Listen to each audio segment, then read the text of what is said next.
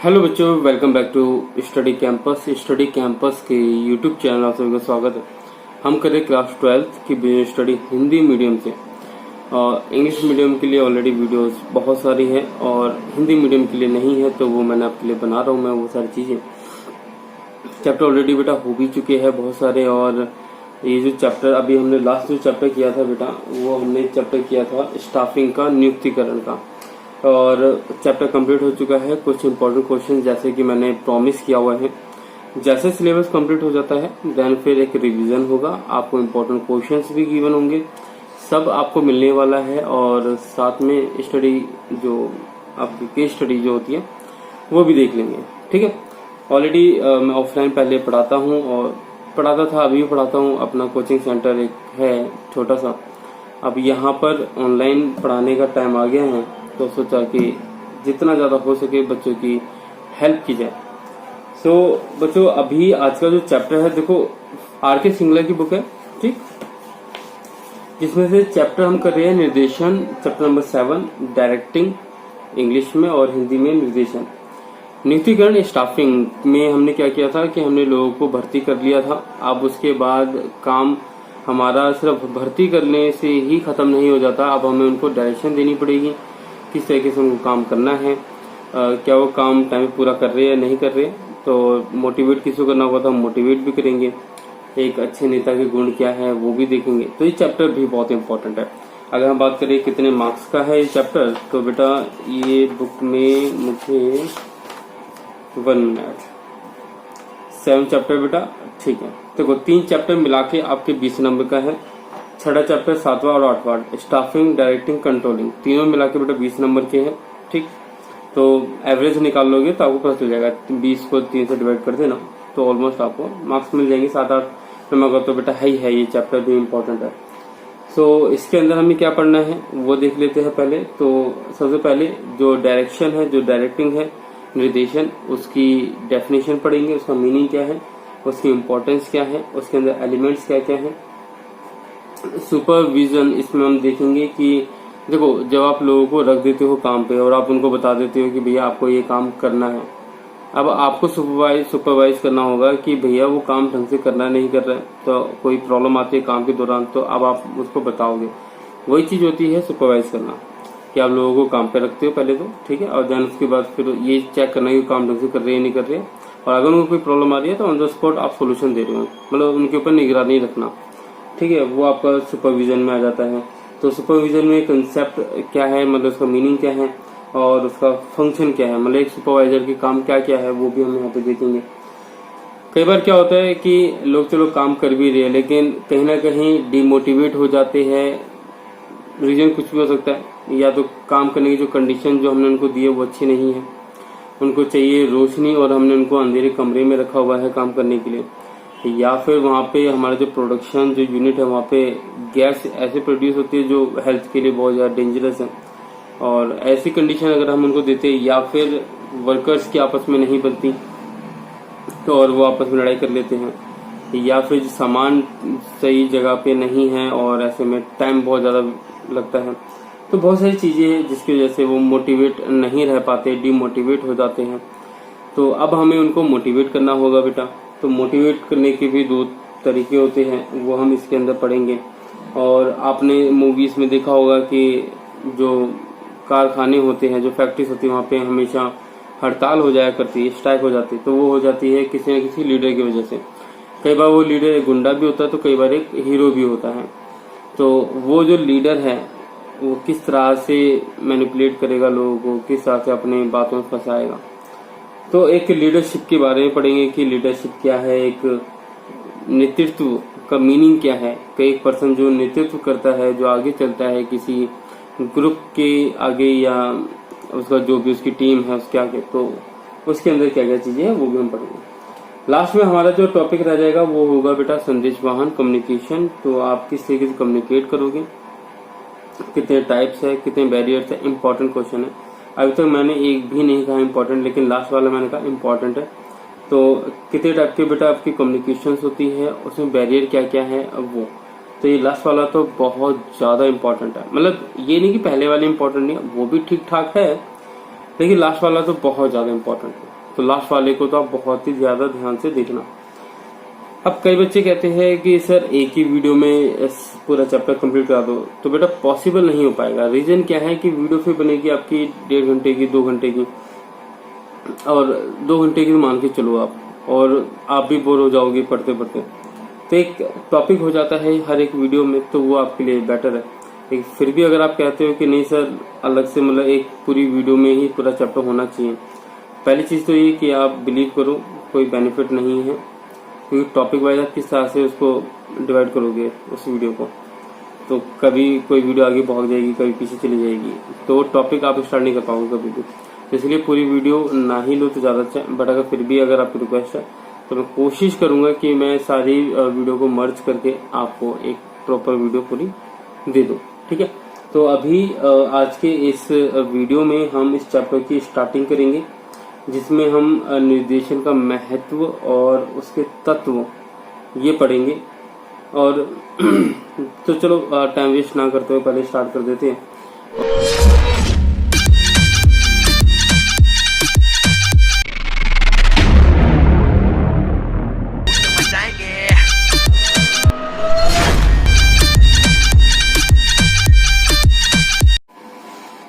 तो बच्चों जैसे कि हमने कहा था जो हमारा चैप्टर है निर्देशन डायरेक्शन, तो ये वाला चैप्टर हम करेंगे और आज हम करेंगे इसके अंदर इम्पोर्टेंस और इसके एलिमेंट्स क्या क्या हैं, ठीक है।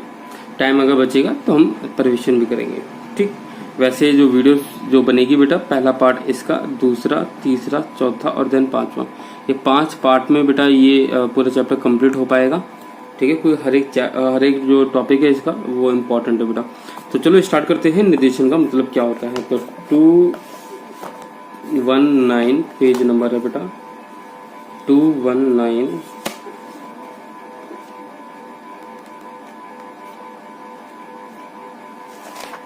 ये तो बच्चे बड़े खतरनाक हैं और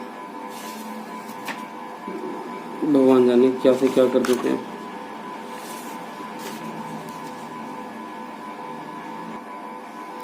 पेजेस फाड़ रखे हैं बच्चों ने, बच्चे बड़े शैतान हैं। कोई बात नहीं, जितना है उतने में काम चल जाएगा हमारा, इतना तो हमें पेज जो हमें मिल ही गया, ये वाला पेज तो ठीक है। तो सबसे पहला पॉइंट जो है बेटा वो है हमारा निर्देशन का मीनिंग क्या है, डायरेक्शन का मीनिंग क्या है बेटा, ठीक है। अच्छा एक चीज़ जैसे यहाँ पे एक बॉक्स में जो दे रखा होता है उसको हम पढ़ लेते हैं, उससे आपको बहुत अच्छा आइडिया हो जाएगा। इसका अभिप्राय संगठन में मानव संसाधन, मतलब जो लोग काम कर रहे हैं, जो आदमी जो काम कर रहे हैं उनको मानव संसाधन कहते हैं।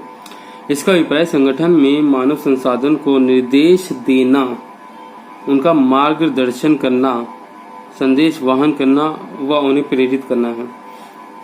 तो डायरेक्शन देखो वर्ड ही बना है ना, डायरेक्टिंग, डायरेक्शन से वर्ड बना है। तो डायरेक्शन किस चीज की करोगे, तो डायरेक्शन देने का मतलब है कि आपने उनको निर्देश दिया, आपने उनका मार्गदर्शन किया और आपने उनके साथ संदेश वहन किया और आपने उनको मोटिवेट किया, भी प्रेरित किया। तो इन सभी काम को जब मिला लेते हो तो उसको हम क्या बोलते हैं, निर्देशन, डायरेक्टिंग, ठीक। तो ये सारे काम आप मिलाकर जो बनाओगे उसको हम डायरेक्टिंग कहेंगे। अब यहाँ पे क्या लिखा है, निर्देशन का अभिप्राय संगठन में मानव संसाधन को निर्देश देना, उनका मार्गदर्शन करना, संदेश वहन करना, उन्हें अभिप्रेरित करना, मतलब मोटिवेट करना, ताकि उद्देश्य को प्राप्त किया जा सके, ठीक। अब ये सारी चीजें हम क्यों करते हैं, ये सारे एफर्ट हम इसलिए देते हैं ना, ताकि वो हमारे संगठन के जो उद्देश्य है उसको पूरा कर सकें, उसको प्राप्त कर सके, लक्ष्य की प्राप्ति हो सके, ठीक है। बिजनेस में तो ये बेटा आप याद ही कर लो कि कोई भी काम करते हो ना तो वो आप अपने लक्ष्य को प्राप्त करने के लिए, संगठन के जो लक्ष्य होते हैं उनको प्राप्त करने के लिए ही आप, उनके उद्देश्य को प्राप्त करने के लिए आप करते हो, ये तो आप याद रखो, ठीक है। अच्छा आगे की चीज हमें पढ़ने की जरूरत नहीं है, उसको छोड़ो, ठीक है। परिभाषा की अगर हम बात करें तो परिभाषा आपकी कुंटज एवं ऑर्डिनल हमेशा मेरे को ये इनकी ज़्यादा अच्छी लगती है। ये क्यों, रीजन क्या है कि बहुत छोटी देते हैं डेफिनेशन, इसलिए यहाँ देखो इतनी बड़ी डेफिनेशन है। देखो मार्क्स आपको पूरे उतने ही मिलेंगे, चाहे आप ये लिखो चाहे आप ये लिखो, ठीक है। पर याद रखा करो कि जब भी आप किसी राइटर की डेफिनेशन लिखो तो उस राइटर का नाम आपको पता होना चाहिए, ठीक है। तो राइटर का अगर आपको नाम याद है, इन्वर्टेड कॉमास के अंदर उसकी डेफिनेशन लिखो, काम बन जाएगा। अब आप कहोगे सर ये वाला ना लिखें, देखो बेटा अगर फुल मार्क्स चाहिए आपको तो आप ये लिखो, लेकिन अगर आप कहते हो कि नहीं सर ये याद करना बहुत मुश्किल है तो कोई बात नहीं बेटा, फिर मार्क्स के साथ थोड़ा तो आपको सोचना पड़ेगा, तो ये कर देना।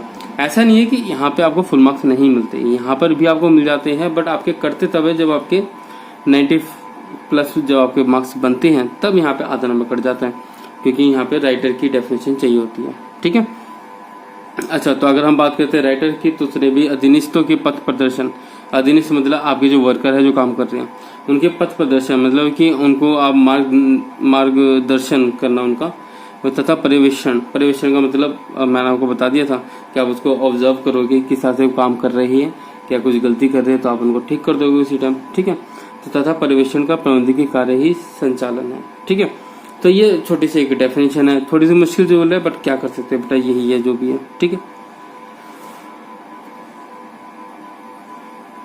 डायग्राम बेटा बहुत ही सिंपल है ये सारे वर्कर हैं और यह है सुपरवाइजर। अब सुपरवाइजर का काम क्या है, इन सभी को एक डायरेक्शन देना कि भैया आपको काम कैसे करना है। अब ये डायरेक्शन में ये सारी चीज आ जाती है। ठीक, अब बात आ जाती है कि डायरेक्शन की भी विशेषता क्या है। तो विशेषता का मतलब तो बेटा ये हो गया कि पहली चीज तो ये कि बेटा डायरेक्शन हम क्या एक ही बार दे सकते हैं या बार बार हमें देना होता है। तो आप कहोगे सर बार बार देना होगा, क्योंकि बार बार इसलिए भी देना होगा क्योंकि जो वर्कर है वो बहुत जल्दी डिमोटिवेट हो जाते हैं। ठीक है, जैसे आपको भूख लगती है तो बार बार खाना खाते हो, वैसे ही जो लोग हैं वो काम करते करते डिमोटिवेट हो जाते हैं। तो इस वजह से ये एक निरंतर चलने वाली प्रक्रिया हो जाती है। तो थर्ड पॉइंट हमारा यहाँ पे क्लियर हो गया। ठीक, तो जब आप मोटिवेट होने के बाद दोबारा डिमोटिवेट होते हो, आप फिर उसको मोटिवेट करोगे, वो फिर काम करेगा, फिर डिमोटिवेट हो जाएगा। तो ये पूरा जो प्रोसेस है वो है बेटा आपका निरंतर चलने वाली प्रक्रिया, हम उसको नाम दे सकते हैं। फर्स्ट पॉइंट में लिखा है कि निर्देशन गतिशीलता प्रदान करता है। अब बेटा ये गतिशीलता का मतलब क्या है यहाँ पे, अब मान के चलो कि आपने डिपार्टमेंट बनाया, आपने लोगों को जॉब पे भी रख लिया और वहां पे अब सबके सब बैठे हुए हैं। इमेजिन करने की कोशिश करना कि वो सभी वहां पे बैठे हुए हैं और ऐसे में कोई उनको कुछ कहने वाला नहीं है, तो क्या काम पूरा होगा? नहीं होगा। क्लास के अंदर अगर टीचर ना आए तो आप पढ़ाई करते हो, चांसेस बहुत कम है। सही बच्चे या तो बैठे बैठे कुछ खेलेंगे या फिर क्रिकेट विकेट या भाग दौड़ अपनी नॉर्मल करते रहेंगे, बट क्या वो पढ़ाई करेंगे? नहीं करेंगे। तो सेम चीज ये है कि अगर बिजनेस की अगर आप बात करोगे तो वहां पे भी काम तभी होगा जब निर्देशन दिया जाएगा, जब डायरेक्शन दी जाएगी, जब एक सुपरवाइजर उनके आसपास घूमता रहेगा तभी वो काम करेंगे। सुपरवाइजर लाइक आपका टीचर, जैसे आपके टीचर आपके क्लासरूम में घूमते रहते हैं और आप पढ़ाई करते हो, ऐसे ही सुपरवाइजर का काम होता है। अगर किसी बच्चे को कोई दिक्कत आई तो आप टीचर से पूछते हो कि सर ये इसका मीनिंग क्या है, ये क्या कहना चाहता है, तो सर हेल्प करते हैं। इसी तरीके से सुपरवाइजर का भी यही काम है कि अगर किसी वर्कर को कोई प्रॉब्लम होती है तो वो उसकी हेल्प करता है।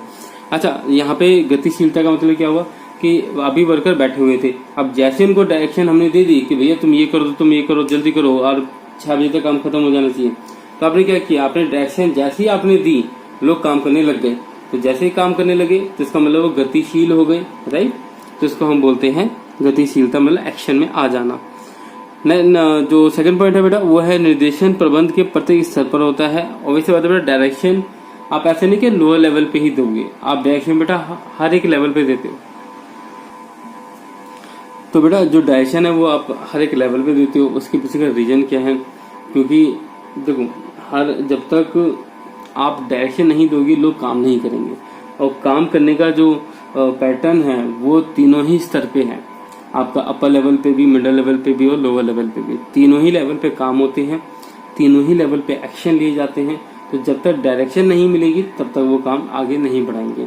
तो जो सबसे पहले जो एक्शन में आते हैं वो आते हैं आपके उच्च प्रबंधक, आपका जो अपर लेवल है काम करने का, तो वो अपर लेवल के जो आपके प्रबंधकीय जो स्तर है वो सबसे पहले एक्टिव होते हैं, वो एक्शन में आते हैं।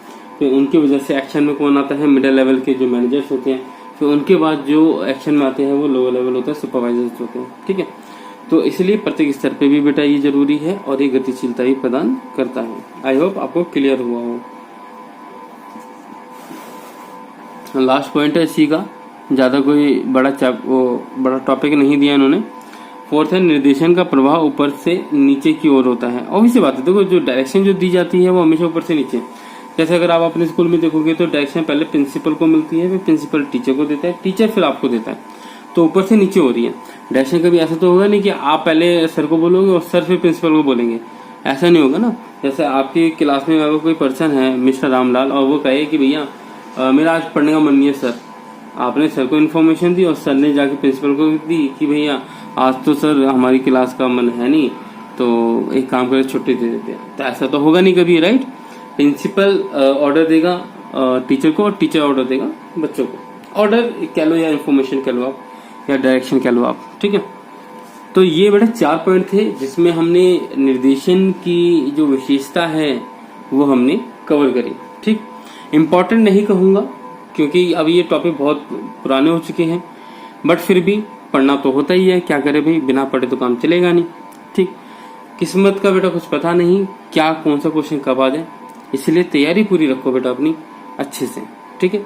इम्पोर्टेंट कुछ नहीं होता, फिर मैं कहूँ आपको इम्पोर्टेंट बेटा कुछ नहीं होता। हाँ, हम बस एक अंदाजा लगा देते हैं कि शायद ये क्वेश्चन आ सकते हैं, ध्यान रखो ये वाली बात, ठीक है। तो इन फ्यूचर की अगर मैं जब आपको इम्पोर्टेंट क्वेश्चन दूंगा तो उसके पीछे का बेटा रीजन ही बताऊंगा कि वो इम्पोर्टेंट क्वेश्चन क्यों है, किस वजह से मैंने उसको इम्पोर्टेंट की कैटेगरी में रखा है, ठीक है।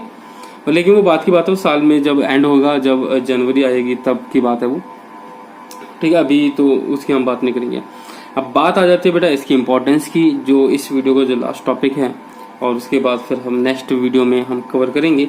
तो महत्व क्या है बेटा, महत्व देखो, निर्देशन एक बार बताओ, अगर आप बिजनेस चला रहे हो और आप बिजनेस के अंदर अगर आपके एम्प्लॉयज है वो आराम से बैठे हो, तो क्या आप कभी अपना जो गोल है वो अचीव कर पाओगे? क्या कभी आपको प्रॉफिट हो पाएगा? नहीं हो पाएगा। तो इसके लिए हमें बहुत ज़्यादा जरूरी है कि हम लोगों को एक्टिव करें, उनसे काम करवाएं, तो कहीं ना कहीं उनके अंदर गतिशीलता लेकर आए। तो उसके लिए बेटा डायरेक्शन चाहिए होती है। जब डायरेक्शन अगर आप दोगे अपने एम्प्लॉयज को तो वो काम करना शुरू करेंगे, अदरवाइज सिर्फ कागज पे बता देने से काम नहीं होते। तो पहला पॉइंट है बेटा, यह गतिशीलता प्रदान करता है। ये इसकी क्या कहते हैं, इसका फीचर्स भी था जो हमने अभी पढ़ा। यह कर्मचारियों के प्रयासों में समन्वय स्थापित करता है। बेटा कोई भी चैप्टर का कोई भी टॉपिक उठा लो, समन्वय तो हर एक चीज में है। मतलब आंख बंद करो लिख दो कहीं पर भी, ठीक है। अगर मम्मी कहे कि बेटा सब्जी मंडी में सब्जी कैसे लेने जाओगे, अरे मम्मी उसमें समन्वय हो जाएगा, ठीक है। तो समन्वय तो बेटा हर एक चीज में है। उसके पीछे का रीजन भी है। रीजन क्या है कि जो पूरा बिजनेस है वो बेटा लोगों के ग्रुप के साथ काम करता है। अब जहां लोगों का ग्रुप है वहां पे कोऑर्डिनेशन बहुत जरूरी है। अगर लोग कोऑर्डिनेशन नहीं करेंगे तो वहां पे आप अपना गोल अचीव कर ही नहीं पाओगे, आप अपना काम पूरा नहीं कर पाओगे। एग्जाम्पल के नाम पे एक बात बताऊं, एक पिज्जा हट की एक एग्जांपल ले लेते हैं। पिज्जा हट में एक वेटर आया, वेटर ने भाई कस्टमर से ऑर्डर लिया, देन उसके बाद किचन में गया और उसको बताया कि भैया